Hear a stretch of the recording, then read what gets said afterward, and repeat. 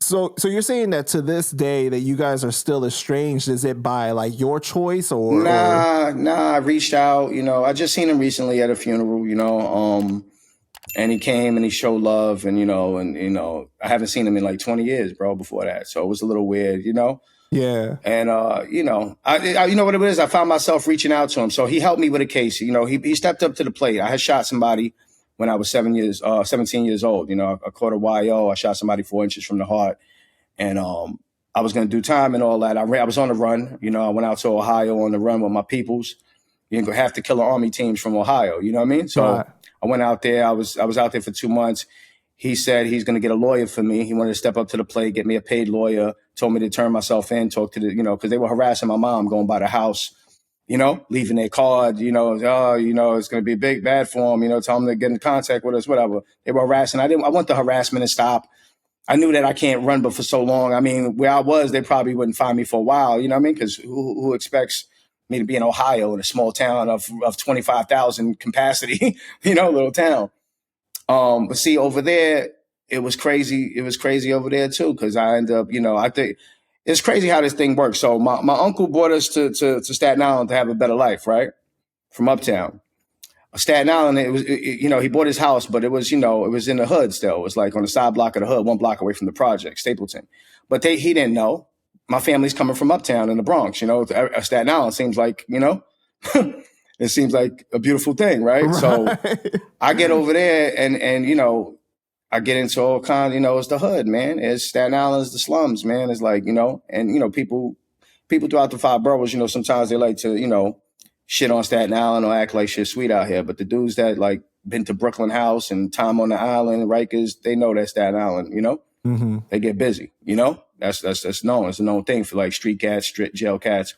But we didn't know, my uncle didn't know. And then, so life was real out there, man. I got into all kinds of shit, and whatever. And then to go back to what I was saying with the other thing, what was the last question? Right. He stepped up when you needed him. Yeah. So then I go to Ohio on the run from shooting somebody in Staten Island, right?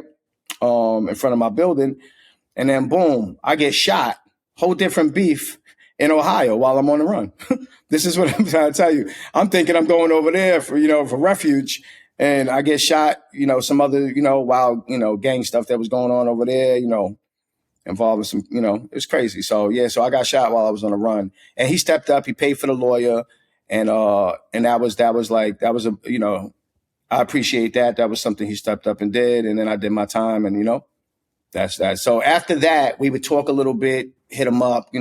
I'd be finding myself reaching out to him. Really, he don't really reach out to me. He was doing all of the effort. Yeah, I would hit him up, and then I was living life too, because I just came out. And once I came out of doing my time, we went straight to. We did the first single for the Killer Army joint, Camouflage Ninjas, while I was on a run at Fourth Disciple Studio in Ohio. Wow, right across the street from where I was staying. You know what I mean? So how long did you have to do in prison or jail? I did 6 months and 5 years probation because it was a YO, a paid lawyer. My first offense. I'm a 17-year-old kid. You know what I mean? And he did a good, got a good job. So I did my 6 months on the island, came out, and then I did my 5 years probation. Got you. But I got caught with another charge after that. That's another story. I got caught with another gun charge. Going to do a show or something with my bros, and caught that, and my brother took the one of my bros ate that one. You know what I mean? So I could have went back. I would have got my whole 5 years. So he stepped up and took that because he had no priors. So that was wow. Yeah. Shout out to him for that. Shout out to him. Rest in peace, actually. You know what I mean? That's my brother Just, man. He passed away a couple of years ago, man. Rest in peace, man. Rest in peace, yeah. What was the 6 months like on the island for you, though? You're 17, right? Like, this is obviously a new experience for you. You're locked up with grown men, right? Mm-hmm. What is that experience like? Well, you in Bages, not Greens when they put you when you're under 18, but you still actually is better off being locked up with the grown men. You know what I mean? Because the kids in there is the young boys. And that's when I got in there, the Bloods and the Crips started populating in New York. You know what I mean? It was real wild on the island, so I did my bid in C-76.